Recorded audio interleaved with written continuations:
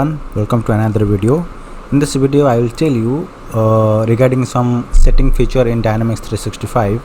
You might have seen when you create a new email activity, automatically some token code is added here. You can see here the subject is welcome to company, but ultimately it is adding CRM:0042005. So normally this token code is added to the email activity subject for tracking purpose, right? So how to disable this tracking?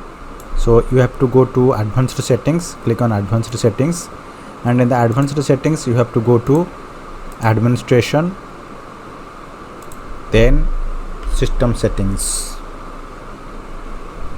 In the system settings you will find there is an option called as email option, and you can just switch off the tracking. Click on this system settings and go to the email section. This is the email section, and if you scroll down, if you can see there is an option called as use correlation to track email conversation, and here is the prefix. You can see that.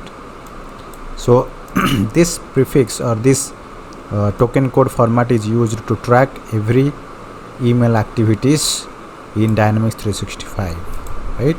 If you want to switch off, you can switch off this tracking, use tracking token, so that it will not generate the token code for every email activity in the subject. Okay, let us click on OK and try to go to email and create an email activity. So this is how you can disable tracking token for email activities in Dynamics 365. Now I can go here and create new activity. For example, I'll go here to the lead and create a new activity, and let me give a subject test email, and in the body I will also use test email. Now click on send. As soon as you send, the email activity will be moved to closed activity view. Click on the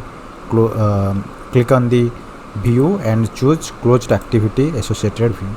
If you open this, you can see this subject now do not have that tracking code, but all other emails are having the tracking code.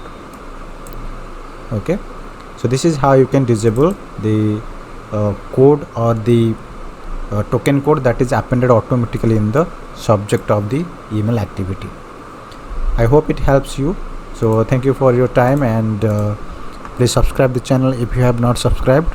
I'm preparing different types of videos in Dynamics 365 and Power Platform space. Also, if you need training, let me know so that you can join in next batch.